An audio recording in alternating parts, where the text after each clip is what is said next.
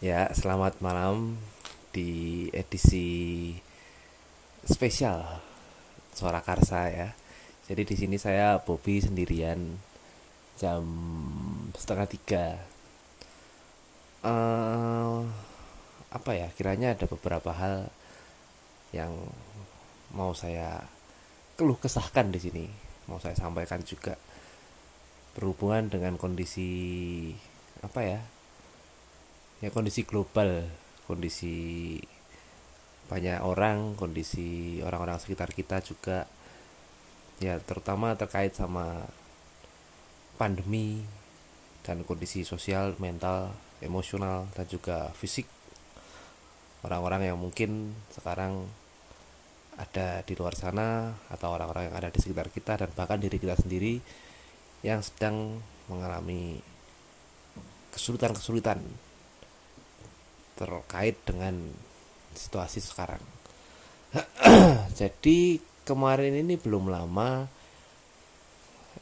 ya sebelumnya saya mau ngomong dulu kalau ya apa, kemarin-kemarin kan Suara Karsa mungkin banyak ngupload beberapa video tentang lagu-lagu galau, tentang TikTok juga buat selingan kayak gitu-gitu. Tapi belum upload-upload lagi ya. Ya itu mungkin terkendala sama kondisi seperti ini juga, dimana sebenarnya kru-kru yang ada di dalam Suara Karsa ini juga punya kesibukan-kesibukan lain dan juga punya beban-beban entah itu apapun ya, yang membuat penguploadan ini jadi terhambat. Sebenarnya kita udah ada beberapa konten, udah ada beberapa rencana juga kita mau ngupload apa, cuma ya karena kondisinya belum memungkinkan jadi kita belum ngupload. Jadi kalau buat yang mungkin ada orang yang wah ini kok belum upload lagi gimana atau gimana, itu buat orang-orang yang udah kenal aja apa gimana sama Suara Karsa, ya kami mohon maaf. Seperti itu yang pertama. Kedua, kenapa kok saya memutuskan untuk bikin rekaman sendirian ini ya, soalnya ya sekalian aja gitu, karena kita juga punya keluh kesah sendiri, karena kita punya problematika sendiri, dan mungkin ketika saya mengatakan apa yang menjadi keluh kesah ini, apa yang menjadi hal-hal yang membuat terhambatnya penguploadan video, apa yang menjadi kendala di dalam Suara Karsa ini, mungkin apa yang saya pikirkan dan apa yang akan saya ungkapkan nanti bisa membantu juga teman-teman dan kalian semua di luar sana untuk menghadapi masalah kalian masing-masing kayak gitu. Ya sebenarnya saya juga belum punya plan pasti sih ini mau ngomong apa aja, tapi ya udahlah kita buat mengalir aja. Tak nyemot utut dulu.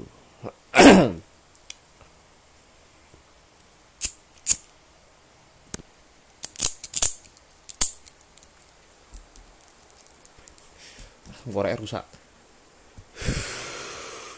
Wes yang penting wes murup. Oke, jadi belum lama ini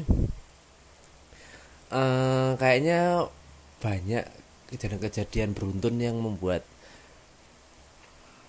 keresahan gitu ya, yang membawa dampak-dampak yang meresahkan warga. Misal kemarin ada kejadian pesawat kecelakaan.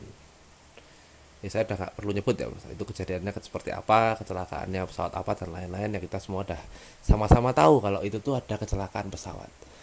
Ya memang sampai detik ini belum diketahui secara persis itu tuh kecelakaannya kenapa. Cuma kita tahu halnya itu apa. Cuma tetap aja yang dimana itu suatu kecelakaan, artinya kita nggak bisa memprediksi, dan setelah kejadian pun kita juga nggak tahu itu kejadiannya kenapa. Itu satu. Kedua, sekarang masalah pandemi corona ini, COVID-19 itu makin merebak, makin luas di kota-kota kayak Jakarta, Jogja dan lain-lain. Itu sekarang udah mulai zona merahnya makin parah, katakanlah kayak gitu. Bahkan tadi saya dengar dari kolega saya ada yang lagi ngopi-ngopi jam berapa tadi, paling jam 11 apa ya, itu udah digerebek sama anggota keamanan gitulah, aparat keamanan gitu. Karena harusnya jam 7 itu udah tutup. Padahal itu kan kota tempat kolega saya itu kan di Jogja ya. Itu biasanya sih banyak warung-warung kopi yang masih buka sampai jam 11, jam 10, jam 12 itu masih pada buka, tapi ini jam 11 itu digerebek dengan alasan harusnya jam 7 udah tutup. kayak gitu. Tapi di semua musibah-musibah itu ya, itu tuh mungkin emang ada baiknya kita sedikit menarik diri. Artinya kita mencoba meresapi hal-hal yang meresahkan itu. Kita coba meresapi kesedihan-kesedihan orang-orang yang sangat berkaitan dengan fenomena ini, entah itu kecelakaan pesawat, mungkin ada bencana alam kayak banjir di Kalsel dan lain sebagainya. Itu kita perlu meresapi hal-hal itu dulu dan mencoba mendoakan masyarakat terkait lah, supaya apapun yang terjadi di mereka, apapun yang mereka alami, entah itu bagi korban bencana, korban pandemi maupun keluarga terdekat mereka, itu bisa ditabahkan dan juga bisa diberikan jalan yang terbaik lah oleh sang pemberi kehidupan itu sendiri, kayak gitu.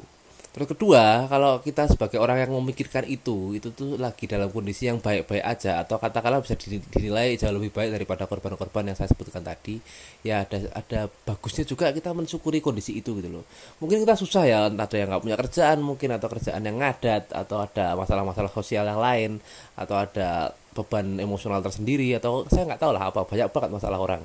Ya sebenarnya kan maksud Suara Karsa untuk membahas lagu-lagu galau itu kan juga itu, menampung keluhan-keluhan masyarakat yang tercermin dari lagu-lagu itu sendiri gitu. Komen-komennya yang galau-galau coba kami resapi, kami refleksikan, kami ungkapkan gitu. Siapa tahu bisa membantu juga kayak gitu kan.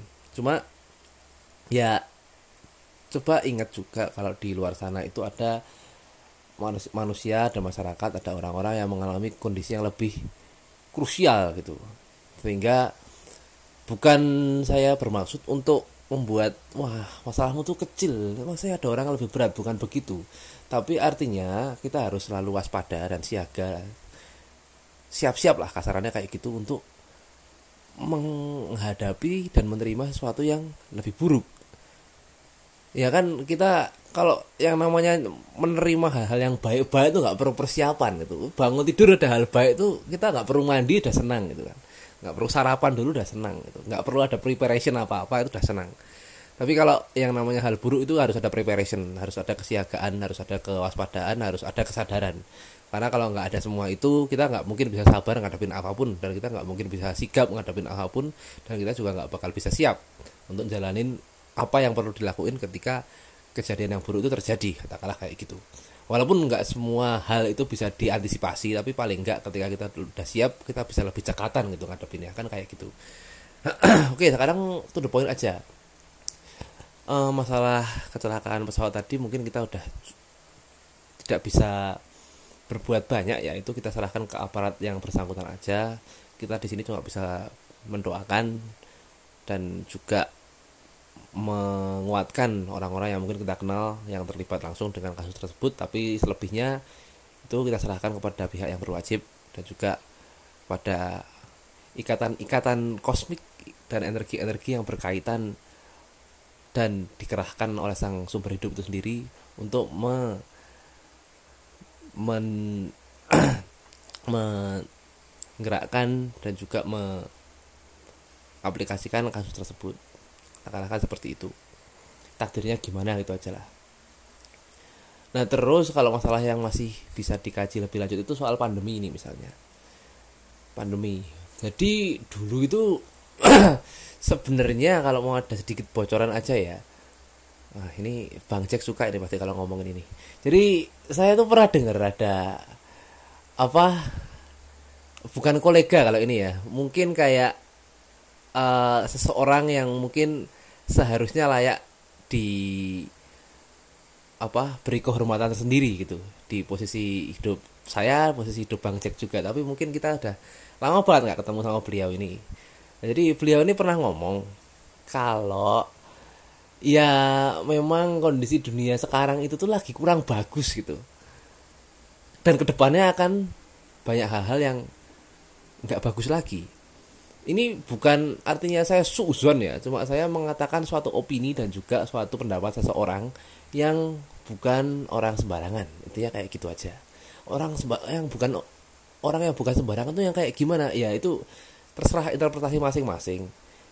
Karena kan wajarnya orang yang nggak sembarangan itu antaranya punya duit banyak banget, atau punya pengalaman banyak banget, punya permenungan yang dalam banget, punya jabatan yang tinggi banget, atau dia punya peran tertentu di skala yang besar yang kadang kita nggak bisa perkirakan, kan kayak gitu. Itu orang-orang yang nggak sembarangan. Nah, orang yang ngomong ini itu adalah salah satu dari golongan tersebut. Saya nggak perlu nyebut apa ya, intinya kayak gitu aja. Nah, beliau ini pernah ngomong, kalau ini ngomongnya di tahun 2017 kalau nggak salah, atau di tahun 2016 akhir gitu, 17 kayaknya. Kalau sekitar 5 sampai maksimal 30 tahun lagi itu bakal ada serentetan kejadian-kejadian yang buruk menimpa kancah global gitu. Waktu itu sih saya dengar itu kan, wah mana ada gitu kan, kayaknya ayam-ayam aja gitu. Tapi kalau dilihat dari apa yang dikemukakan itu tuh begini. Pertama, bakal ada penyakit-penyakit aneh itu mulai muncul. Anehnya itu kan aneh ya, namanya aneh itu juga nggak bisa diprediksi. Aneh itu kayak gimana, coba deskripsikan benda yang aneh tapi belum kamu ketahui, kan nggak bisa gitu. Jadi waktu itu saya dengar ya nggak tahu apa gitu.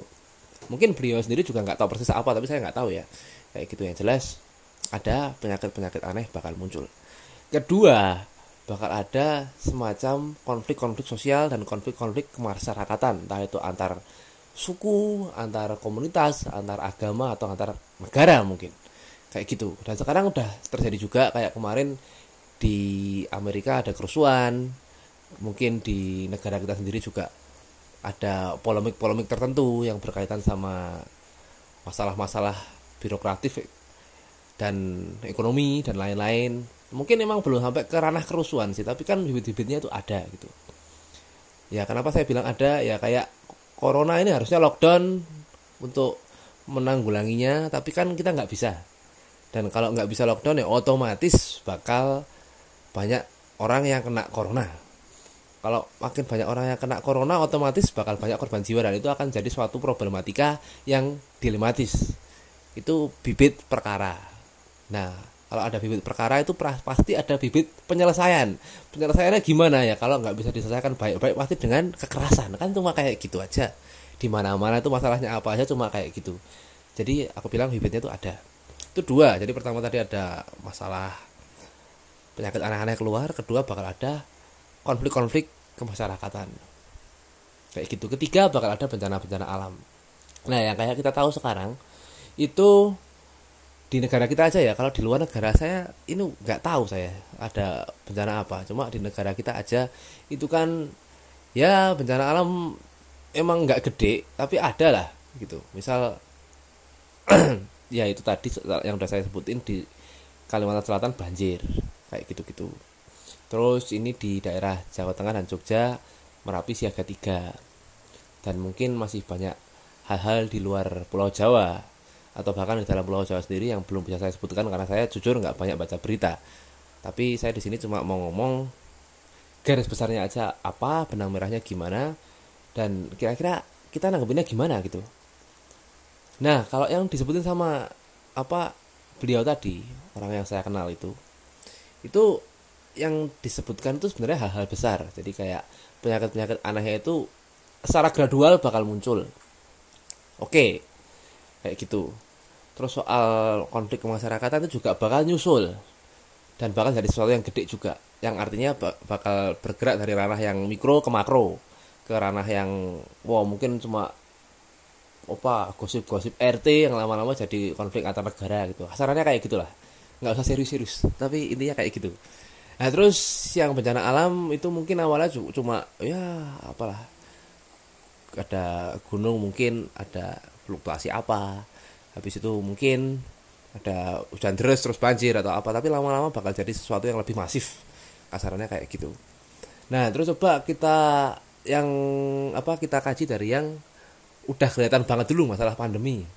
Ya saya nggak ngomongin kalau ramalan itu bener ya, tapi paling nggak ini kalau dikait-kaitkan itu ada hal yang cocok.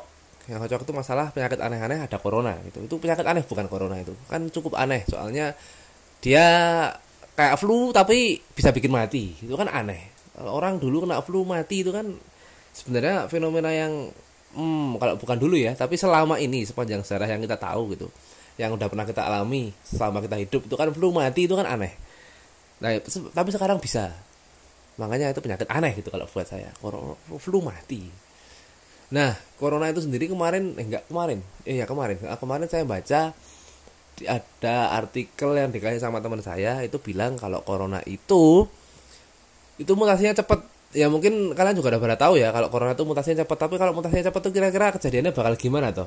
Kalau mutasinya cepat itu kamu mau kena coronanya terus sembuh atau belum kena corona terus divaksin biar kebal, itu berarti nggak akan bertahan lama kekebalannya itu, atau antibodimu tuh nggak akan bisa menahan virus itu sepanjang segala abad, amin.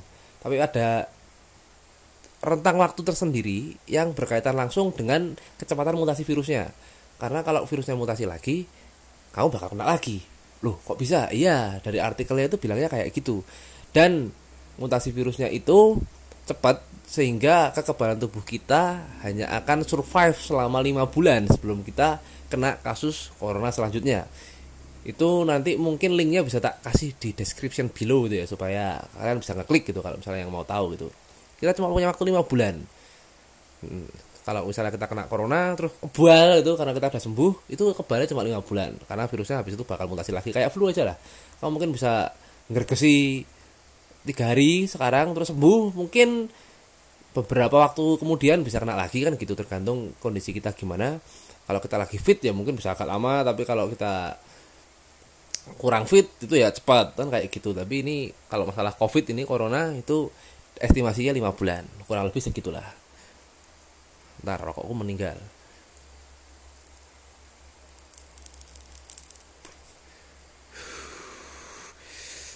Kalau corona tuh kayak gitu. Terus sekarang juga di dunia ini corona itu udah terbagi menjadi 4 varian ya. Saya kurang tahu apa aja ya. Mungkin loh ya, itu bisa banget salah. Itu ada yang versi Inggris, ada versi Cina sendiri, ada versi Afrika sama versi Amerika mungkin ya. Kayak gitu-gitulah mungkin. Anggap aja kayak gitu, tapi kalau salah ya mungkin nanti bisa dibenerin di komen apa gimana gitu. Nah, itu berarti orang ini bisa kena corona dari berbagai macam seri. Versinya ada 4. Itu mungkin versi yang anu aja ya, diketahui secara umum sekarang, tapi mungkin kalau secara spesifik versinya banyak coronanya. Yang artinya itu apa itu namanya? Jenis virusnya itu banyak banget. Sehingga kalau misalnya kita kena satu kebal sama yang itu, belum tentu kita kebal sama yang versi lainnya, kan kayak gitu.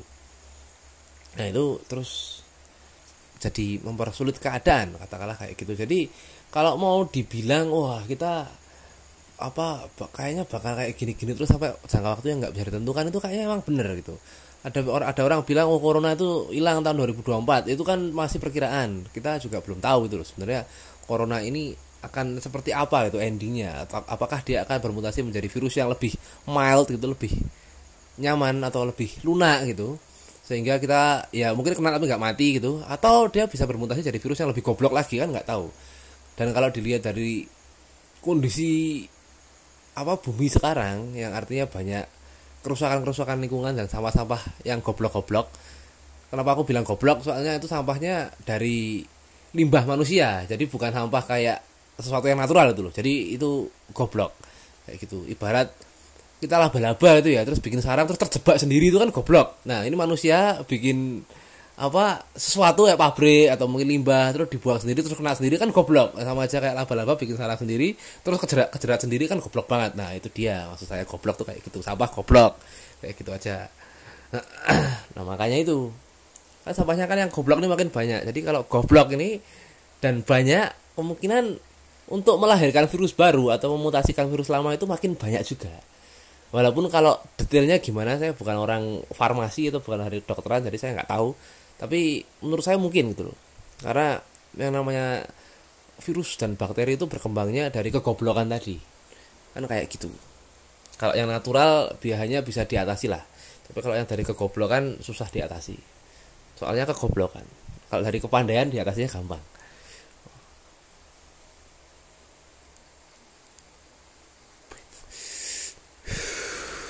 Nah, kayak gitu. Nah ya itu baru itu dulu. Kalau masalah bencana itu hal yang ya ada poin selanjutnya tadi setelah pandemi bencana ya. Bentar. Bencana dan nanti ada kerusuhan juga. Itu nanti kembali ke individu masing-masing sih. Kalau soal kerusuhan itu gimana caranya kita maintain emosi, maintain pikiran kita sehingga hal-hal yang terjadi di luar sana atau terjadi di luar diri kita itu enggak bersifat reaktif.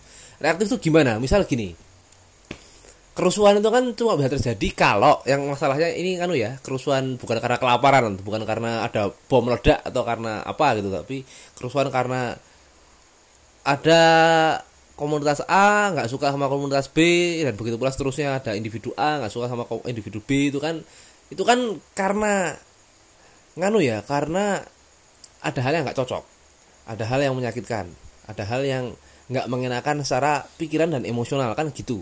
Nggak ada resep lain tuh kalau masalah konflik gontok-gontokan tuh, wah kita beda soal apa gitu, wah itu masalah resep perkara gitu. Dari dulu kayak gitu, entah itu beda warna kulit atau beda pemahaman, beda ideologi, beda idealisme, beda agama, beda suku, itu resep masalah itu. Kalau kita memandang hal itu sebagai sesuatu yang reaktif, itu resep masalah. Coba kalau misal itu nggak reaktif atau itu nggak men-trigger sesuatu di dalam, itu kan nggak mungkin jadi masalah toh, kayak gitu. Nah terus kalau misalnya soal itu tadi bencana alam, nah itu Allahu alam, kalau itu nggak tahu, itu mungkin badan meteorologi dan geologi mungkin lebih tahu ya. Tapi yang jelas kalau itu udah akan terjadi, kita cuma bisa siap-siap aja, nggak bisa menanggulangi yang lain, kayak gitu. Nah, sekarang udah ada tanda-tandanya kayak mungkin ada gunung-gunung siaga dan lain-lain, itu udah jadi bibit-bibit perkara, bibit-bibit bencana maksudnya. Kalau itu jadi perkara apa enggak sebenarnya ngaruh sih, mungkin kalau secara natural itu bukan perkara ya, tapi kalau secara eksistensial hidup manusia itu perkara gitu. Kalau kita masih mau mikirin kita hidup apa mati, itu perkara. Kalau luweh arep mati apa urip yo karepmu, itu bukan perkara, tapi kan orang-orang kan ingin hidup ya, jadi itu jadi masalah gitu loh. Nah ini kayak gitu. Nah terus sekarang udah dijelasin cukup panjang soal kira-kira perkara itu apa aja. Yang tadi ada apa tuh namanya, penyakit aneh, kerusuhan, dan ada bencana. Ada 3 itu ya. Aduh sorry ini agak dingin akhir-akhir ini, jadi saya sering masuk angin gitu. Nah terus sekarang lanjut aja ke gimana cara menyikapi atau menanggulanginya. Kayak gitu toh sebenarnya kan yang penting banget tuh itu. Kalau ada kejadian apa, kita pasrah aja sebenarnya nggak apa sih. Tapi kalau masih pengen overcome, masih pengen survive, ya harus dipikir caranya nanggulangin gimana. Kalau mau pasrah semua itu ya udah, itu nanti gampang banget itu. Jadi solusinya 2 itu. Pertama, pasrah aja, pokoknya biarin mengalir aja. Pokoknya biarin mengalir. Kita terima segala sesuatu yang terjadi itu seperti itu ya. Katakanlah ikhlas itulah. Itu nggak bakal ada apa-apa. Masalah itu bakal drop ke zero gitu. Misal nggak makan, nggak apa-apa lah gitu. Nanti mati gimana ya, nggak apa-apa, kubur. Ada masalah nggak ada. Atau ini ada apa, aku sakit itu misalnya. Terus sakit gimana, ya udah terima aja. Mati gimana, ya nggak apa-apa, itu nggak ada masalah. Tapi kan orang yang bisa bersikap kayak gitu kan sangat sedikit, mungkin 1 banding 1.000.000 lah mungkin. Jadi akhirnya ini bisa dinyatakan sebagai suatu masalah yang umum gitu. Karena kalau orang yang 1 banding 1.000.000 tadi dibalik persentasenya, ya masalahnya nggak ada. Nah berarti kan yang paling logis adalah mikir gimana cara menanggulangi itu supaya itu nggak terjadi, atau ketika udah terjadi kita bisa melewatinya dengan baik aja gitu. Kan kayak gitu. Nah jadi ini nyambungnya ke petuah kenalan saya yang lain gitu ya. Jadi ini Bang Jack juga bakal suka ini. Jadi orang yang berbeda, orang yang pernah saya temui selama saya hidup itu ya, yang mungkin cukup berimpact juga gitu. Yang berbeda, tapi orangnya berbeda-beda sama yang tadi. Dia juga orang yang bukan sembarangan juga. Dia punya power, literal power di suatu wilayah tertentu. Tapi powernya jangan dibayangin kayak Pak RT atau Pak Lurah atau Pak Camat itu ya, lain. Mungkin bisa dibahas secara mendetail di next chapter aja, tapi yang jelas ini saya mau ngomong beliau ini ngomong apa gitu. Nah, saya ini pernah tanya sama beliau. Jadi apa? Hmm, mohon maaf, ini saya tanya kayak gini ya. Mohon maaf, ini saya dapat kabar dari seseorang di sana kalau bakal ada kejadian ini. Jadi saya ngomong ke beliau ini tentang omongan beliau yang tadi gitu. Menurut beliau gimana itu kan? Wah, menurut saya itu benar. Oke, benar. Dibenarkan. Dua orang ini nggak pernah ketemu, tapi mereka saling membenarkan. Itu gimana kan? Padahal mereka sama-sama nggak pakai HP loh. Wah, mulai bisa dipikir ya ini orang kayak gimana ya? Sama-sama nggak pakai HP, nggak lihat Google, nggak nonton TV gitu kan? Dian. Tapi bisa tahu gitu. Nah, mulai bisa dipikir lah, mulai bisa dikira-kira lah ya. Ini kira-kira sosok seperti apa gitu. Tapi punya power. Sering didatengin orang-orang penting gitu. Nggak main-main gitu. Kayak, ini aku ditangkap polisi nggak ya ngomong kayak gini. Nggak jadi aja lah, nggak usah diomongin yang ini. Kayak gitu. Ada informasi tapi nggak lah, ditutup aja sekarang kayak gitu. Ya, intinya orang penting. Nah, beliau ini yang kedua itu tuh ngomong kalau itu tuh benar, yang diomongin sama beliau pertama tadi benar. Dan saya tanya kan otomatis, cara menyikapinya gimana gitu. Cara menyikapinya itu adalah menyiapkan pikiran, mental dan fisik yang kuat gitu. Dian. Ini maksudnya gimana ini? Iya. Kayaknya kan naif banget ya, klise gitu. Pikiran, mental dan fisik yang kuat gitu kan. Enggak semua orang bisa itu. Ya emang, justru itu. Jadi kalau menurut beliau yang kedua, ini tuh adalah kejadian-kejadian yang akan terjadi dari tahun ini ke 4 sampai 29 tahun ke depan. Ya kurang lebih segitulah. Kan tadi kan rentangnya 5 sampai 30 tahun lagi ya, katakanlah ya kayak gitu. Itu tuh adalah kejadian yang natural untuk bukan untuk, tapi sebagai proses bumi ini itu tuh melakukan seleksi alam gitu. Akan ada perubahan bentuk-bentuk struktural di berbagai macam layar kehidupan, dari yang kecil sampai ke yang gede ya. Yang gede ini orang gitu loh. Itu bakal ada proses-proses pemurnian atau proses-proses pemurnian yang artinya seleksi alam gitu. Kan tadi kan udah diomongin ya, untuk memiliki mental, pikiran dan fisik yang kuat itu tuh bukan kapasitas semua orang gitu. Ya walaupun sebenarnya kalau dilatih bisa semua, tapi kan untuk mencapai ke sana itu dalam rentang waktu yang tersedia. Kalau misalnya kita mengiyakan akan ada fenomena-fenomena alam dan fenomena-fenomena sosial yang seram, itu kan nggak semua orang capable untuk melakukan proses latihan lah dalam tanda kutip untuk mencapai fase yang tadi. Kan nggak bakal semua orang itu punya fase yang sama, punya kecepatan yang sama untuk sampai ke sana. Jadi otomatis nggak bakal semua bisa survive kan kayak gitu. Nah, kayak kasus corona ini tadi. Misal corona ini bisa membuat penyakit-penyakit bawaan itu langsung reaktif semua, langsung menggila. Berarti orang-orang yang punya penyakit bawaan, ya mohon maaf ya, orang-orang yang punya penyakit bawaan agak kronis dan berhubungan sama imun, itu bakal lebih gampang ke wipe out itu sama virusnya. Misalnya gini, ada orang yang kena, mohon maaf sekali lagi ya, ada orang yang kena AIDS gitu. HIV AIDS itu yang secara umum kita udah tahu kalau itu tuh mengurangi imunitas tubuh. Sedangkan corona ini juga bersifat demikian. Otomatis kalau ini dijadiin satu, ya orang itu kan harapan hidupnya sangat kecil. Kecuali ada fenomena yang nggak biasa atau keajaiban tertentu gitu ya, yang membuat dia hidup dan sembuh gitu, dia kemungkinan besar orang itu akan kehilangan kesempatan untuk hidup, kan kayak gitu. Nah, kalau dinilai dari sudut pandang mikro, ya kasihan. Tapi kalau dinilai dari sudut pandang makro, menurut beliau tadi, ini adalah fenomena pembersihan bumi gitu, atau pemurnian, kayak gitu. Itu benar apa enggak? Ya enggak tahu, karena sekarang ini kita lagi proses. Saya sekarang cuma sharing aja. Saya enggak mengklaim ini benar, tapi saya cuma mau bilang ada orang yang mengatakan demikian dan sekarang kondisinya seperti ini. Jadi ada opini dan juga ada fakta. Kira-kira dari opini ke fakta itu jaraknya sejauh apa? Itu bisa dikaji, itu bisa didiskusikan. Tapi kan yang jelas kalau ada opini itu kan mentah ya, yang artinya bisa benar bisa enggak, bisa dipercaya bisa enggak. Tapi kalau opininya ini buruk dan kita punya etikat baik dan juga punya cukup intelijensi buat mengkaji sesuatu yang buruk ini tadi, sehingga kita bisa mempreparasikan hal-hal untuk menanggulanginya.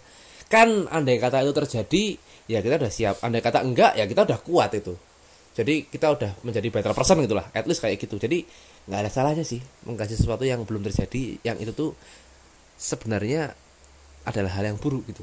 Karena kita persiapan, ibarat ada apa pepatah itu kan bilang sedia payung sebelum hujan. Wah, kan kayak gitu. Sebenarnya intinya tuh kayak gitu. Nah, terus tadi kira-kira gunanya apa tuh? Misalnya pandemi dulu ya. Pandemi dulu. Kita punya pikiran, mental dan fisik yang kuat tuh kira-kira buat apa? Wah, itu sebenarnya nggak usah diterjemahkan ya, karena nggak usah dikaji satu-satu aja udah ketahuan dulu. Sekarang gini aja, misal kita punya pikiran yang clear atau peace gitu, mungkin orang-orang tuh mikir wah peaceful mind atau pikiran yang damai itu kayak harapan yang jauh di sana, dan orang-orang tuh pengen menjadikan itu sebagai suatu tujuan, atau katakanlah mereka tuh punya cita-cita untuk menjalani kehidupan yang damai gitu.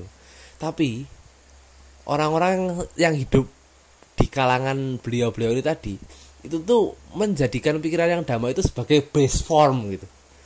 Jadi mereka tuh sehari-hari damai gitu. Mau makan enggak damai. Mau ada hal apa gitu, maksudnya mereka misalnya pengen makan permen gitu ya. Itu dapat permennya itu apa enggak, mereka tetap damai gitu. Itu kan agak enggak lumrah.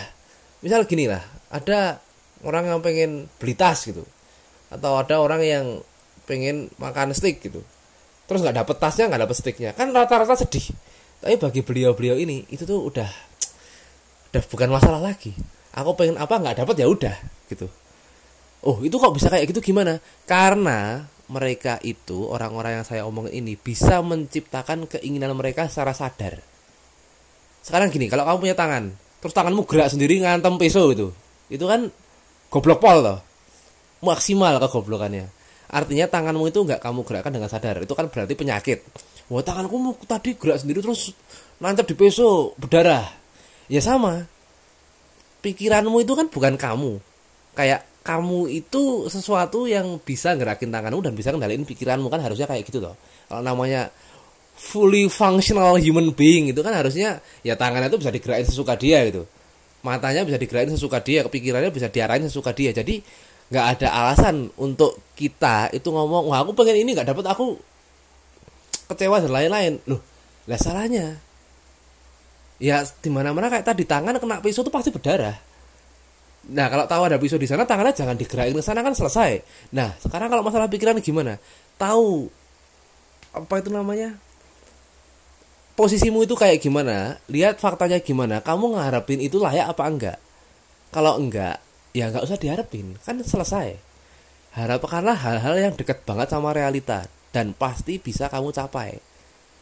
Ya kayak aku mau jalan selangkah itu kan pasti bisa. Ya kemungkinan gagalnya 0,1% lah, katakanlah kayak gitu.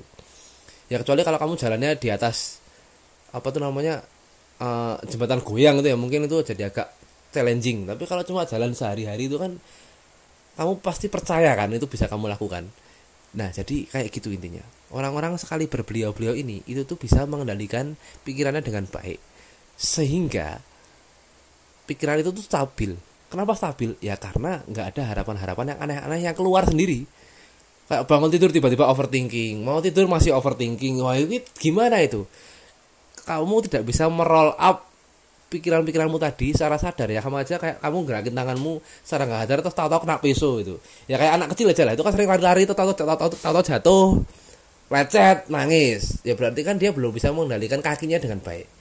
Ya kalau orang gede mainnya di mana ya? Bukan di kaki sama tangan lagi, udah gampang itu, tapi di pikiran, di perasaan. Kalau pikiran bisa, otomatis perasaan itu juga akan menyusul gitu. Kan gitu, wah ada cewek cantik gitu. Cantik dia. Tak pacarin gitu. Nah, dari melihat dia, terus kamu ngeklaim dia cantik, itu kan ada jaraknya. Itu tuh nggak otomatis loh. Kayak ya kamu lihat dia, lihat tok gitu. Kamu nggak mikir apa-apa. Otomatis kan klaim dia cantik apa jelek itu kan nggak ada itu loh, netral. Misal ada orang misui kamu bangsat gitu. Kalau bangsat ini tadi kamu cerna sebagai visuan, ya sakit hati. Tapi coba kalau bangsat ini kamu cerna sebagai suatu suara aja, just pure sound gitu, nggak ada artinya. Emosi enggak. Jadi sebenarnya pemaknaan inilah yang membuat kita sakit hati gitu loh. Sebenarnya yang mau tak omongin kayak gitu. Kalau kita sadar, kita bisa operate, kita bisa mengoperasikan pikiran kita secara sadar. Itu tuh pemaknaan yang selama ini kamu munculkan dari kecil sampai sekarang itu tuh bisa runtuh. Yang artinya kamu bisa kehilangan kapasitasmu untuk merasa sakit. Sakit bukan sakit kebacok loh ya, tapi sakit hati atau sakit pikiran gitu. Kan kayak gitu. Ya gampangnya gini aja lah. Wah, kamu punya pacar cantik banget itu. Pol. Terus kamu tidur sama dia. Ya kalau masih sadar sih mungkin masih bisa ada trigger-trigger apa gitu ya yang membuat situasi memanas. Tapi kalau beneran udah tidur, kamu sadar gak sih kalau kamu lagi tidur sama dia? Kan enggak toh. Kamu bisa ngelihat dia, bisa ngerasain dia, bisa denger dia enggak. Mau dia tiba-tiba selingkuh sebelahmu juga kamu nggak tahu gitu. Soalnya kamu tidur. Jadi fenomena yang seharusnya menyakitkan ketika kamu tidur, kamu nggak tahu apa-apa. Even sesuatu yang menyenangkan ketika kamu tidur, kamu juga nggak tahu apa-apa. Nah, gimana caranya membawa benefit waktu kamu tidur ini ke waktu kamu sadar? Ya kamu harus fully maintain pikiranmu tadi dengan sadar, supaya hal-hal yang punya makna-makna buruk itu jadi nggak punya makna gitu. Sebenarnya kan sama aja, kalau kamu tidur dipisui nggak denger, maknanya nggak ada. Nah kalau kamu sadar, kamu dipisui denger. Nah tapi maknanya ini kan tergantung kamu gitu loh. Gimana gitu. Loh tapi aku nih orangnya sensitif, aku bisa merasakan hawa-hawa yang dipancarkan sama orang lain. Kalau kayak gitu gimana mas? Kalau kayak gitu gimana Bob? Bisa ditanggulangi nggak? Ya itu bisa. Sekarang gini, kamu orangnya sensitif, kamu ada orang lewat aja, itu dia kalau auranya jelek gitu kasarannya ya, atau dia menyebarkan hawa-hawa yang bengis gitu, kamu kerasa gitu. Solusinya apa gitu? Ya solusinya gini, coba pikir kamu tuh siapa. Ini susah tapi kalau udah ketemu gampang ini. Kamu itu kan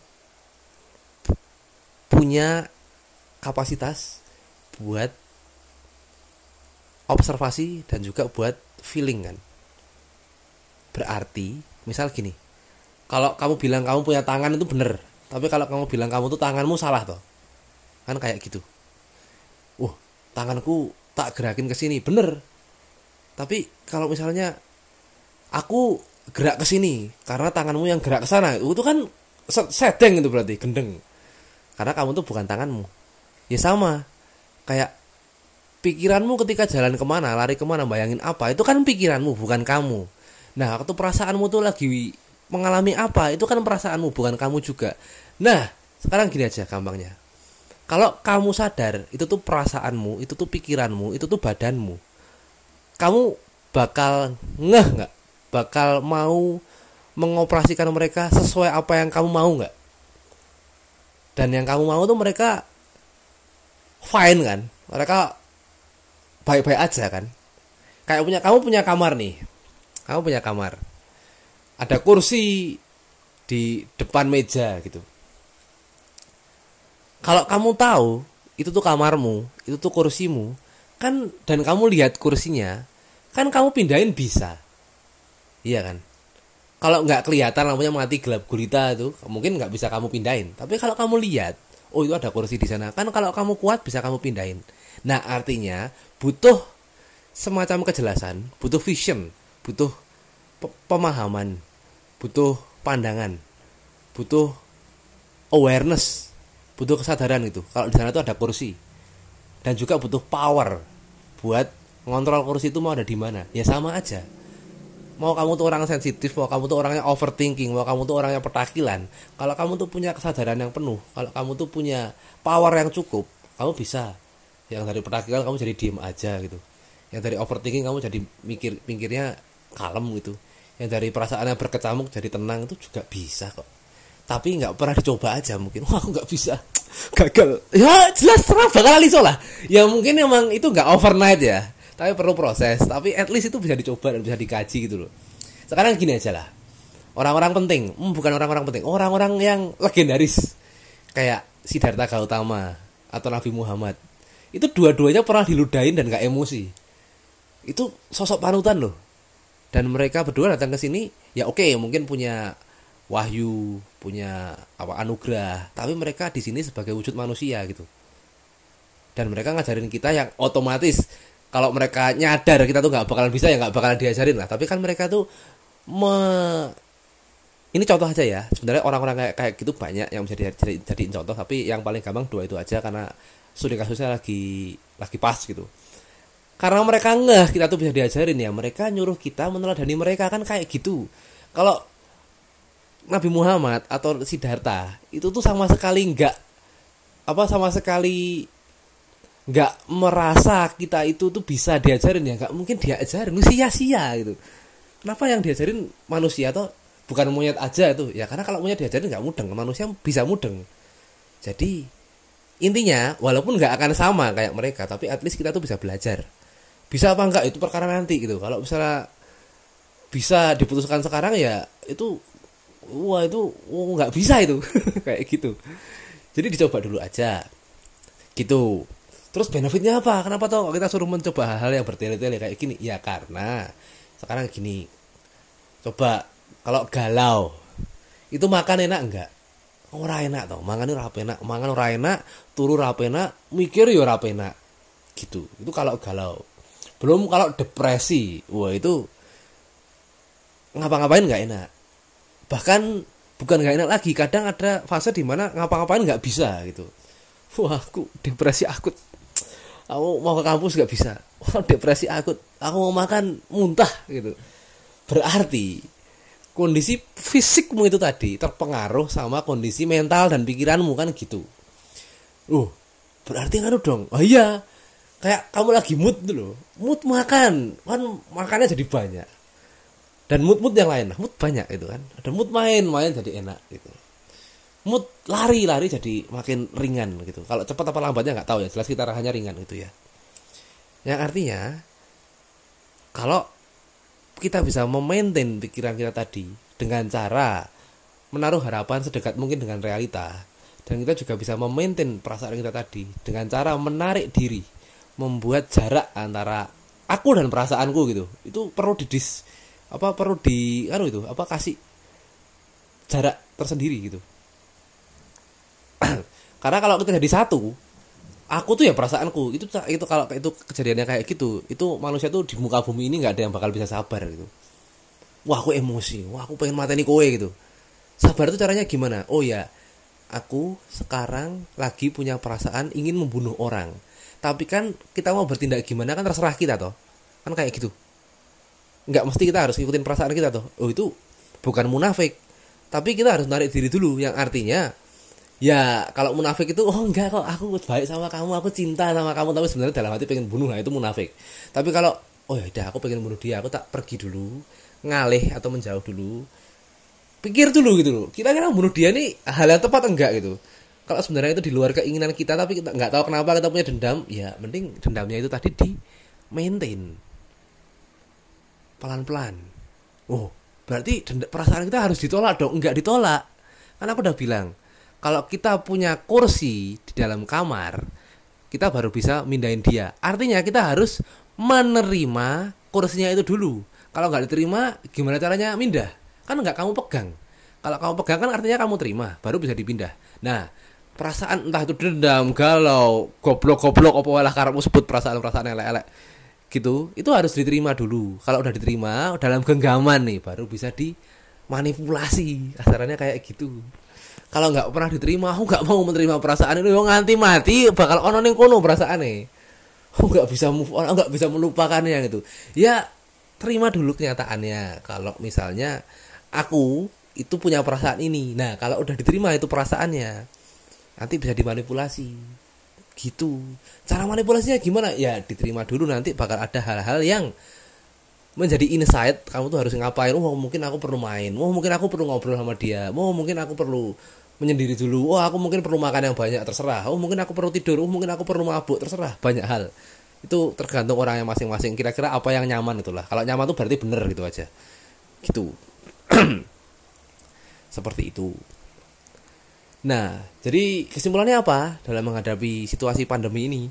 Nah, kalau pikiranmu tenang, perasaanmu itu netral dan bisa diajak senang-senang, badanmu itu enak.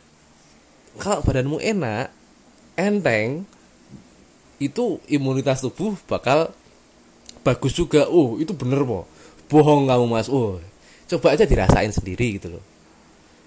Kalau mumet, stres gitu, terus lagi perasaannya berkecamuk gitu, itu kan ngapa-ngapain nggak enak, bahkan makan aja nggak enak lah. Kalau makan aja nggak enak, istirahat nggak bisa, gimana caranya imun lu bagus gitu? Wah aku galau tetap bisa makan kok mas gitu, oh, galau tetap bisa tidur. Ya mungkin emang bisa, tapi coba bangun tidur gimana? Coba habis makan itu ke lapar lagi ya cepet apa enggak? Itu kenyangnya bodoh apa kenyang yang enak kan bisa dirasain sendiri toh, nggak perlu didikte. Itu bisa diamati dan juga bisa diteliti sendiri-sendiri lah. Cuma pandangan saya kayak gitu. Kalau misalnya kita lagi nggak enak hati, nggak enak pikiran, restless gitulah, edian gitu, itu nanti bakal ngefek ke badan, dan kalau ngefek ke badan imun kita bakal turun. Kalau imun kita bakal turun, kita bakal lebih gampang kena virus kayak gitu. Sekarang gini, saya mau jelasin soal contoh-contoh kasus ajaib gitu ya. Ajaib, misalnya tetangga saya itu dulu tuh dari waktu saya kecil gitulah, dia tuh divonis mati 2 minggu lagi gitu. Pak kamu tuh kena kanker goblok, kanker ngawur gitu, 2 minggu lagi mati kamu. Wih Dian, oh ini nganu, saya berarti harus ngapain dok biar nggak mati? Ya berdoa aja, kamu juga minum obat, dan kebetulan orang ini tuh peminum berat perokok aktif gitu, berhenti minum berhenti ngerokok. Itu mungkin kalau ada keajaiban kamu bakal sembuh, tapi kalau nggak ada ya 2 minggu lagi kamu mati, dokternya bilang gitu.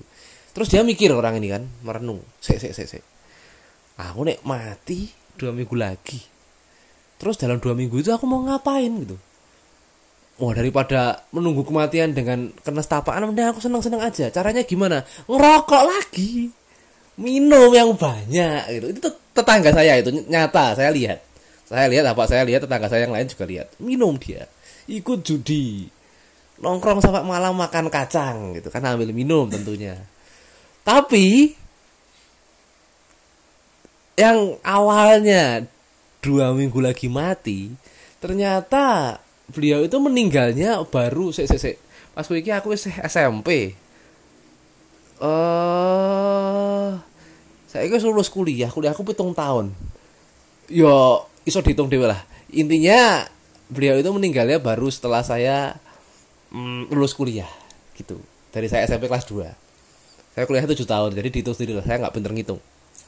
Kayak gitu. Jadi itu dari yang awalnya vonisnya 2 tahun, itu bisa jadi bertahun-tahun. 2 tahun, 2 minggu jadi bertahun-tahun. Nah kok bisa? Ya karena senang. Kalau senang ini apa tuh yang terjadi? Ya kita bakal membiasakan diri dengan apa yang bikin kita senang gitu. Kasarannya kayak gitu aja. Kalau kita senang, barang kita bakal survive. Nah terus ada juga kayak gini. Ini kasus keajaiban nomor 2 ya. Ada orang kena penyakit aneh juga. Penyakit aneh bangsat. Ya kanker gitulah. Kanker gitu. Terus udah nggak ada harapan hidup lagi. Udah didoain menjelang ajal gitu kan. Tapi keluarganya ini masih penasaran gitu. Dia kan orangnya religius. Terus dia juga orang yang percaya sama dokter. Jadi dikasih dogma gini, Bu, kan ibu-ibu yang sakit, Bu, ini saya bakal nyuntikin ke badan ibu itu obat yang paling mujarab dari dokter kesayangan ibu. Habis itu bakal kita doain gitu, ibu nanti bakal sembuh. Padahal itu udah sakaratul maut itu. Tapi kan secara alam bawah sadarnya kan ibu ini masih dengar omongan dari orang-orang terdekatnya. Jadi dia percaya kalau obat yang dikasih itu adalah obat yang bisa menyembuhkan penyakitnya. Padahal yang disuntikkan ke dia itu cuma mineral. Mineral itu berarti padahal kayak ada yang ngombe banyu putih gitu. Tapi orangnya nggak tahu gimana caranya, aku nggak ngerti ada reaksi kimia apa yang terjadi dalam tubuhnya, aku nggak ngerti ada hormon apa yang terkeluarkan. Yang jelas orangnya sembuh. Goblok itu. Goblok penyakitnya maksudnya. Soalnya sembuh. Berarti kan aneh gitu. Wah kok bisa ini? Anehnya aneh positif tapi bukan aneh negatif. Lucu. Sembuh. Berarti dari dua kasus tadi bisa disimpulkan dalam taraf tertentu ini nggak bisa digeneralisir juga ya, karena tergantung banyak faktor dari emosi kita, willpower kita, kemauan kita, keyakinan kita, kepercayaan kita itu nanti dihitung semua.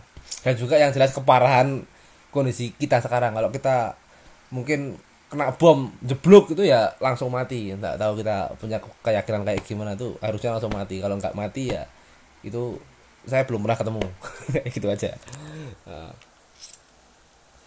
itu jadi dari dua contoh kasus tadi, kalau kita punya fase pikiran dan perasaan yang senang, yang tenang, yang pleasant gitulah, nyaman, itu badan kita bisa membetulkan dirinya sendiri kayak gitu. Oh iya po, coba contoh yang lain gimana, coba contoh yang negatif ya. Nah, jadi gini, saya punya teman dari Amerika, dia itu pernah ngasih tahu ke saya, ini nanti apa itu namanya, udah terbukti secara ilmiah, jadi kalau nanti mungkin bisa tak kasih linknya juga kayak gitu. Jadi ada semacam dokumenter gitu yang bilang kalau orang-orang itu, orang-orang tua yang udah lansia gitu, sebenarnya kan mereka osteoporosis nih karena tulangnya mengalami pengeroposan gitu kan ya.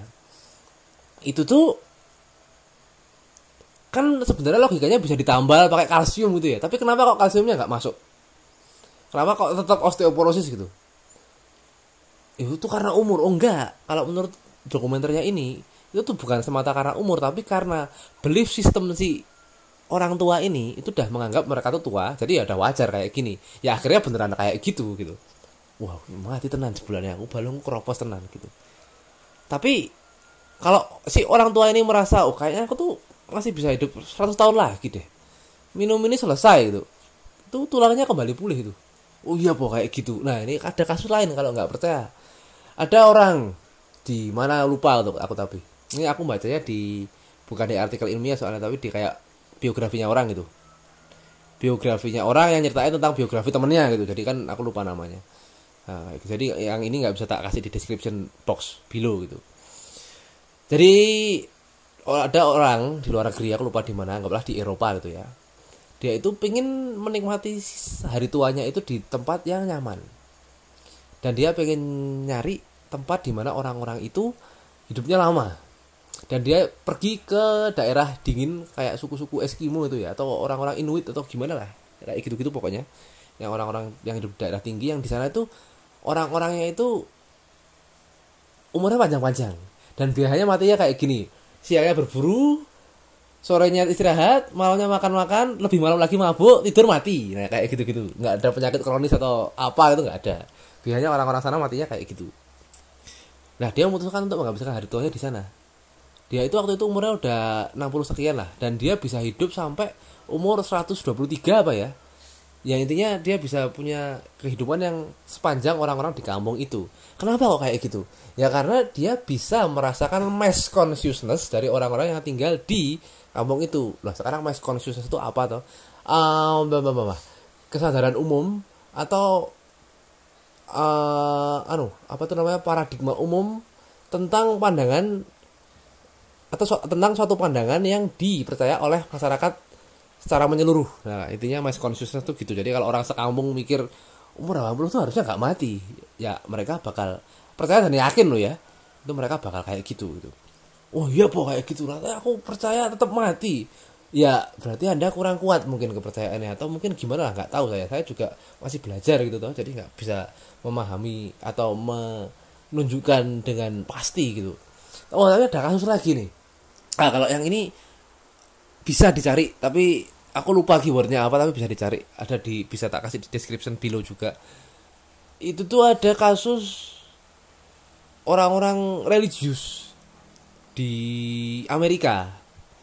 Itu tuh mereka percaya kalau mereka itu ketika menjalani ritual tertentu mereka tuh dilindungi Tuhan. Wah kayak gitu. Dan percayanya ini sampai bener-beneran gitu loh, beneran percaya, yakin, maksimal gitu.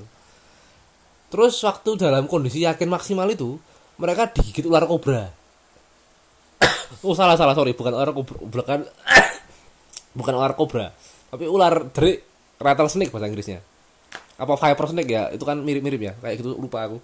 Yang jelas ular derik gitu, gigit mereka, lu nggak mati. Padahal umumnya kalau digigit ular derik itu tanganmu bosok, mati.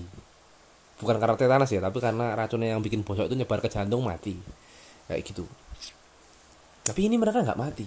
Kenapa ya? Katanya sih karena mereka percaya gitu. Ya itu masalah percaya apa enggak itu masalah miracle ya. Tapi kalau masalah yang bener-bener bisa dirasain sama sebagian besar orang, itu masalah sampai sini aja dulu. Sampai dimana kalau kamu pikirannya tenang dan perasaanmu nyaman, itu badanmu juga bakal ikut enak. Itu bisa dirasain, bisa dipercaya sama sebagian besar orang, dan bisa dicoba mulai besok atau mulai sekarang lah, bisa dicoba. Wah, aku udah merasa lega, udah merasa hari ini penuh makna, udah merasa aku hari ini senang gitu kan, tidur enak, bangun ceria. Kalau wah sulah bangsat iki, oh dino aku mau kayak ngene-ngene tok, goblok, randedet gitu kan, wah ngelih meneh, jomblo as. Itu semua fenomena itu dimaknai dengan serius, terus kamu tidur paginya kan juga lemes tuh kayak hari ini lagi.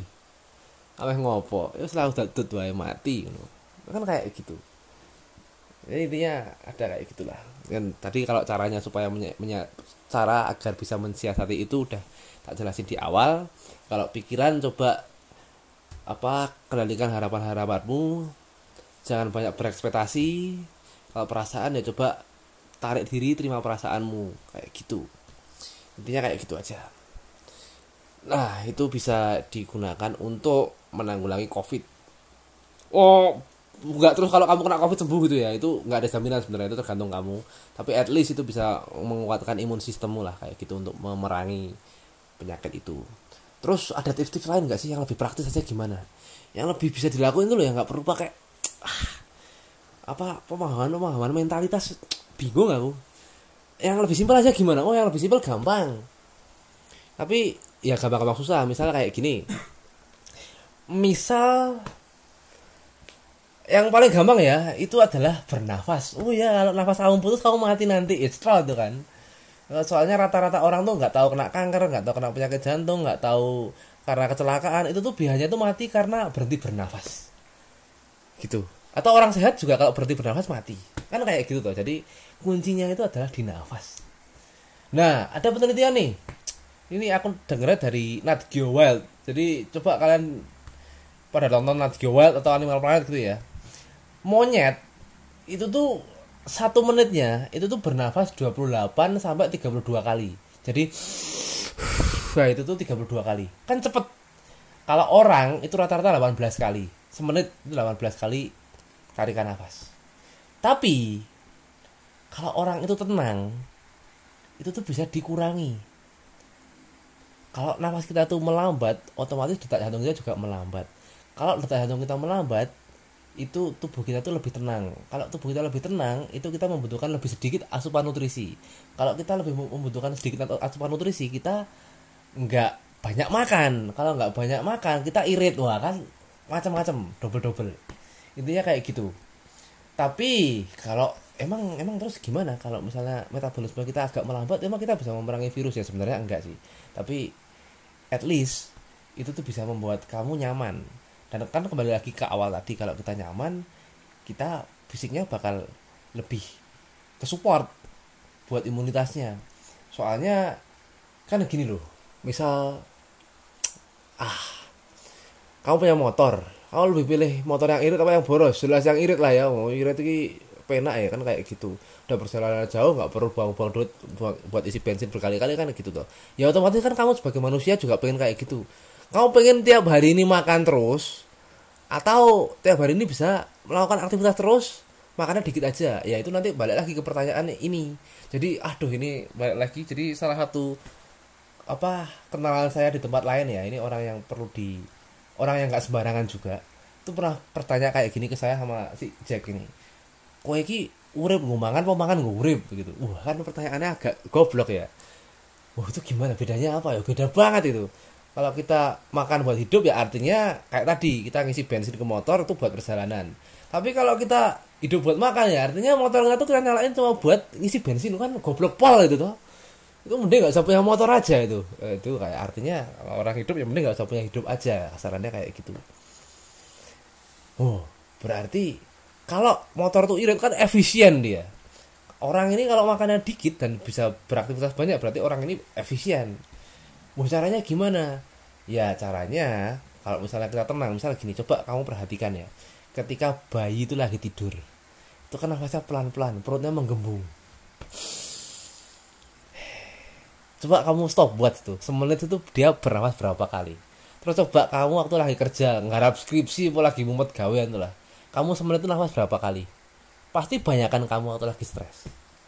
Artinya apa? Pikiran kamu, perasaan kamu, sama kondisi fisik kamu, kondisi stres kamu itu tuh ngefek ke seberapa banyak nafas kamu. Nah, kalau nafas ini secara sadar bisa kita latih, wah aku tarik nafasnya pelan-pelan. Kayaknya bakal terjadi sebaliknya juga deh. Kalau kita lagi stres, kalau lagi berkecamuk perasaannya, lagi penat, kita ngatur nafas dengan memelankan ritme nafas kita secara teratur dan secara sadar, itu mungkin bisa ngefek juga ke kondisi pikiran kita dan kondisi perasaan kita. Oh iya kok kayak gitu? Oh iya bisa.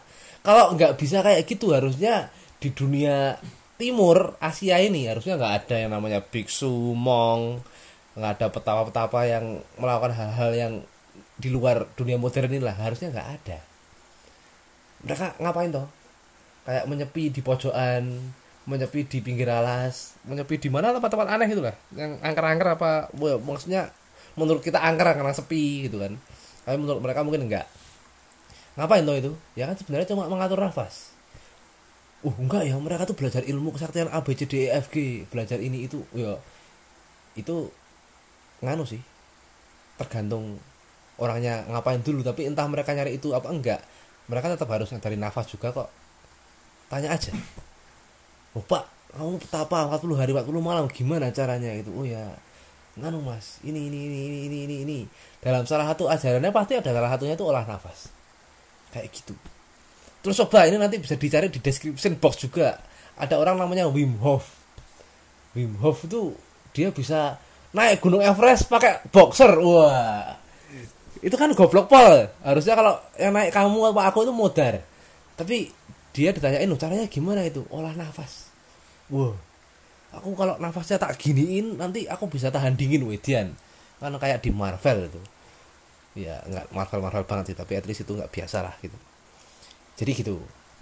Intinya kalau kita mengatur nafas ada banyak hal-hal ajaib yang bisa terjadi. Wah, aku caranya belajar di mana? Ya coba belajar sendiri di YouTube banyak, di Google banyak, atau kalau enggak coba belajar di pencaksilat terdekat, itu pasti ada ajaran nafas itu. Pasti ada, nggak mungkin enggak. Kalau pencaksilat Indonesia pasti diajarin nafas semua, nggak mungkin enggak. Itu nanti bisa kamu pelajari di sana. Olah nafas yang baik dan benar dan membuat tubuh ini lebih rileks ada, lebih berenergi ada, lebih apa ada, nanti macam-macam lah. Kalau pencaksilat diajarinnya nganu kok komplit. Walaupun saya nggak belajar sih, tapi nganu tahu lah kayak gitu. Kan kolega saya ada yang belajar. Intinya kayak gitu. Nah, itu pertama. Itu kok ketahuan ya aku ngomong ya, bangsat. Pertama, jadi ini tak singkat aja kalau gitu habis ini. Pertama buat apa tuh namanya? Yang praktis-praktis tadi apa kan pertanyaannya kan yang praktis toh. Yang praktis tuh apa supaya bisa meningkatkan imunitas gitu. Olah nafas gitu. Kedua, coba belajar buat melakukan sesuatu yang tidak mementingkan ego. Kok iso kaya ngono kuwi? Ya soalnya yang mementingkan ego itu biasanya, wah ego ki intinya isinya apa sih? Isinya kan, wah aku pengen enak-enak gitu toh. Yang enak-enak itu banyak toksinnya gitu loh. Banyak, ini nanti bisa dibahas di belakang. Nanti ada salah satu contoh toksin ya gitu. Tapi ada penelitian juga, ini nanti bisa tak masukin ke description box below juga. Kalau kita melakukan selfless action itu sing kepiye toh? Ya yang enggak mementingkan diri sendiri. Itu kita bisa lebih ikhlas dan bisa menerima segala macam kondisi dengan jauh lebih mudah. Yang artinya kita bisa reduce stress. Intinya ngono kuwi wae. Dan udah tak jelasin tadi, kalau kita nggak stres kita bisa lebih sehat. Wes. Berarti di situ. Terus apa lagi yang bisa membuat kita kuat menjalani kondisi ini yang praktis-praktis saja gitu kan? Puasa. Kok bisa puasa gitu? Wah, ini nanti aduh banyak banget yang bisa dimasukin ke description box below, tapi nanti penjelasannya gini aja. Kalau kita puasa, sel kita bakal melakukan transformasi. Kok bisa? Gini, kita punya gudang. Gudang itu kamu masukin terus kan lama-lama penuh. Kalau penuh gimana? Ya nggak bisa dimasukin lagi. Ya sama. Selmu kalau kebanyakan makan penuh. Kalau penuh gimana? Nggak bisa dimasukin lagi. Tua mati. Udah kayak gitu selesai. Tapi kalau gudangnya itu rapi, barangnya nggak gitu banyak, kan bisa disortir. Oh ini udah nggak kepake tak bakar aja. Oh ini udah nggak kepake tak buang aja. Oh ini nggak udah nggak kepake tak donasiin aja, kan bisa kayak gitu. Kalau penuh kan nggak bisa. Nah ketika kita puasa kan kita nggak makan, nggak ada asupan nutrisi yang masuk, kita kelaparan. Saat kita kelaparan itulah sel-sel dalam tubuh kita itu membuang hal-hal yang udah nggak diperlukan, kayak gitu. Jadi kita bisa lebih optimal dan maksimal dalam hal metabolisme, dalam hal regenerasi sel itu. Makanya puasa itu perlu. Kalau gitu orang-orang penting-penting itu, orang-orang legendaris itu tuh ngajarin puasa itu, salah satu benefitnya itu ya, benefitnya nggak cuma itu, tapi yang scientifically proven itu kayak gitu aja. Oke, tutup buku, yang puasa selesai.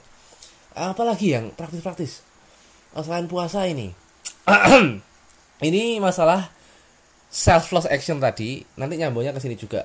Itu kalau ini buat cewek sama cowok ya, itu adalah maintain, aduh apa ya bahasane iki, nganu basa keren iki apa tuh kayak iki, alah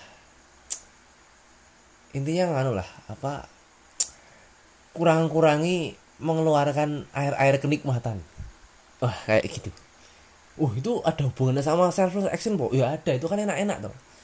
Kalau kita mengedepankan pikiran-pikiran kotor itu jelas akan terjadi gitu. Enak nggak? Enak. Tapi kan ini tadi kan tujuannya bukan buat enak-enak atau kalau ini judul videonya gimana cara enak-enak, nanti tak jelasin. Tapi kalau misalnya videonya gimana caranya menghadapi situasi yang buruk termasuk pandemi, itu salah satunya itu. Karena sel-sel yang dikeluarkan ketika terjadi fenomena enak-enak ini tadi, itu tuh bikinnya susah. Dia satu tetes saja, itu tuh bisa bikin manusia baru. Sekarang gini aja, kalau itu apa tuh namanya, misalnya kamu bisa bisa genggam nasi gitu ya, terus habis itu kamu sulap jadi manusia, itu kamu dianggap apa? Maha sakti. Nah ini badanmu itu bisa makan nasi, makan ayam, makan sayur, makan apalah segala macam, terus dirubah jadi sesuatu yang bisa bikin manusia. Berarti kan sesuatu yang bisa bikin manusia ini kan kapasitasnya kan sakti tuh dia. Bikinnya susah. Ini bisa di browsing juga, seberapa susah sih manusia itu bikin cairan itu gitu. Loh cewek berarti enggak dong. Cewek kan juga punya cairan tersendiri. Nah itu kan bikinnya juga pakai nutrisi toh. Nah terus fungsinya apa? Kalau itu nggak keluar, itu bisa diserap lagi ke tubuh dan bisa digunakan untuk memperbaiki jaringan-jaringan yang rusak, dan bisa disalurkan ke bagian-bagian tubuh yang lebih membutuhkan. Jadi kalau kita keluarin terus, badan kita rusak. Karena yang rusak tadi lari semua buat bikin cairan goblok tadi. Kenapa goblok ya? Karena digunakan dengan tidak semestinya, jadi goblok. Kalau digunakan dengan semestinya itu jadi mutakhir cairannya, kayak gitu. Jadi kayak gitu. Iya po, itu terbukti po itu. Jelas terbukti. Sekarang coba aja, kalau mau dieksperimenin bisa. Dibuang-buang ya sehari 20 kali buang, itu nanti lah terjadi kekurangan energi yang masif toh. Kamu makan banyak, masih lemas, pengennya tidur. Dan besoknya mungkin juga masih kayak gitu. Jadi kalau itu terbuang sia-sia itu. Sedangkan kamu punya masalah serius, tanganmu tugel atau kamu lagi sakit gitu, ya mending itu jangan dibuang-buang. Itu disimpan aja. Dan kalau menurut catatan-catatan historis ya, kayak mungkin Weda atau semacamnya gitu, catatan-catatan kuno di Cina gitu, itu tuh memproduksi sperma itu tuh membutuhkan 35 hari kayak gitu. Jadi kalau itu tuh nggak keluar selama 35 hari, dia langsung bakal secara optimal dikerahkan untuk membangun jaringan-jaringan yang lain kayak gitu. Jadi boleh dicoba aja. Kalau misalnya nggak mau berhenti, ya udah coba aja terus sampai tiba-tiba bener ya ternyata ya aku kayak gini terus lemes gitu, aku jadi gampang sakit dan bla bla bla. Tapi kalau bagi yang kuat itu coba aja, untuk 35 hari itu nggak dibuang itu, kamu akan memiliki energi yang besar. Atau ya energi yang besar, tapi kembali lagi ya, energi ini tuh netral. Kalau ada energi besar di dalam kamu terus pikiranmu goblok, wah aku mikir ke belakang terus piye, ya udah itu nanti akan ada kriminalitas itu, jelas. Makanya pikirannya ditata, perasaannya diatur, badannya dijaga. Itu nanti bakal ada suatu kombinasi epic yang bisa memerangi pandemi ini. Oh, yakin. Soalnya apa? Kan udah dibilang kan, pandemi ini itu corona. Corona itu tuh nggak bisa apa kita tangani dengan kekebalan tubuh kita secara optimal dan selama-lamanya, itu nggak bisa. Nggak ada clear cut solution, selama ini belum ada, sampai detik ini tuh nggak ada solusi kayak gitu. Jadi intinya entah kamu divaksin apa enggak, suatu hari atau dalam catatan tadi 5 bulan lagi kamu bakal mungkin banget kena virus corona yang udah bermutasi, yang artinya tuh sebenarnya cuma ada kayak gini sih, mbuh kowe iki divaksin apa ora, intine kowe kudu duwe imun sing ampuh banget supaya setiap 5 bulan kamu bisa kebal sama virusnya, kan kayak gitu trok, kayak gitu. Jadi caranya gimana ya udah tadi tak jelasin selama 1 jam 11 menit itu ya, udah tak jelasin. Semoga itu bisa dijadikan pelajaran dan mungkin bisa dicoba. Oh, dicoba yang mana dulu, semua nggak kuat aku ya, satu-satu. Coba mungkin ngatur pikiran dulu, gimana tuh caranya ngatur pikiran ya, coba meditasi. Meditasi itu ngatur pikiran, ngatur perasaan, ngatur nafas juga, kan masuk akal itu loh. Semuanya dicoba. Oh nggak bisa meditasi, oh, mau ngatur-ngatur itu, ya udah kalau gitu coba ngatur makan. Makan jangan banyak-banyak, kalau bisa puasa. Gitu. Wah nggak bisa, nggak mau ngatur itu, ya udah kalau gitu ngatur yang jangan enak-enak tadi. Nggak bisa semua ya wes, yang ngono rasa rasa harap akeh-akeh gitu kan. Nah ya intinya kayak gitu aja. Terus soal makan tadi ini mungkin terakhir ya, itu coba makan yang sehat-sehat. Oh, makanan sehat itu gimana? Makanan sehat itu makanan yang fresh. Intinya gini, kalau kamu makan apel, itu pastikan apel itu habis dalam waktu kurang dari 3 jam.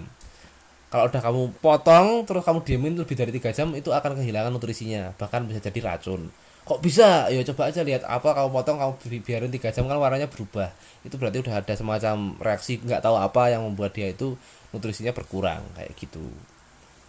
Terus makanan yang fresh aja, buah langsung makan, kurang dari 3 jam begitu kamu kupas dan kamu potong. Terus kalau bisa ya kurangin fast food gitu. Kalau beli ayam di pasar masak sendiri dimakan tuh jauh lebih sehat. Langsung habis itu ya. Rasa kakek diingat-ingat wae ngono. Pangan wae langsung gitu. Itu lebih sedikit mengandung toksin. Terus coba masak pakai panci yang terbuat dari besi, karena itu bisa meningkatkan kandungan iron di makanannya. Ojo neyeng tapi kayak gitu. Terus jangan terlalu banyak makan makanan kemasan gitu lah, yang kayak bungkusan-bungkusan ciki-ciki dan lain-lain tuh nanti itu terlalu banyak mudaratnya itulah kayak gitu, bisa bikin nungkrah sarannya kayak gitu. Jadi kayak gitu ya, ini perlu jadikan kesadaran bersama.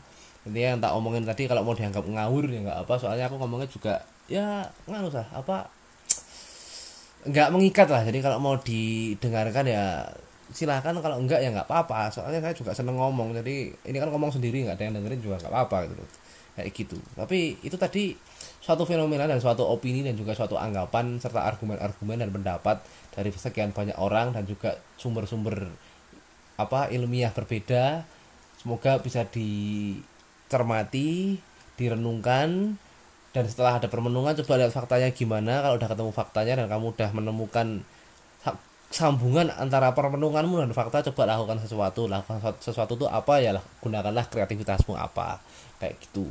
Nek aku kreatif piye ya, orang mungkin kreatif tuh macam-macam kok, kayak nggak ada sendok aku makan pakai tangan tuh udah kreatif tuh kayak gitu. Jadi nggak usah mikir yang tinggi-tinggi lah, gunakan kreativitasmu sendiri-sendiri kayak gitu ya. Ini videonya udah apa 1 jam 14 menit kira-kira, udah saya cukup di sini dulu aja. Saya udah ngelak juga, haus, pengen minum.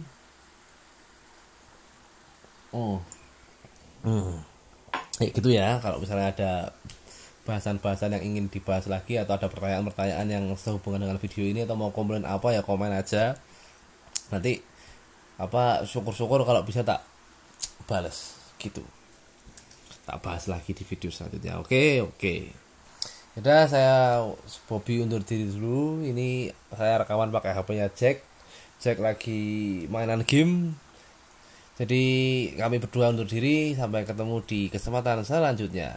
Dadah. Oh ya, sebelum itu jangan lupa kami nanti mau ngupload ambient sound ya. Itu tolong didengarkan karena itu bisa menenangkan jiwa. Siapa tahu kayak gitu. Oke, dadah.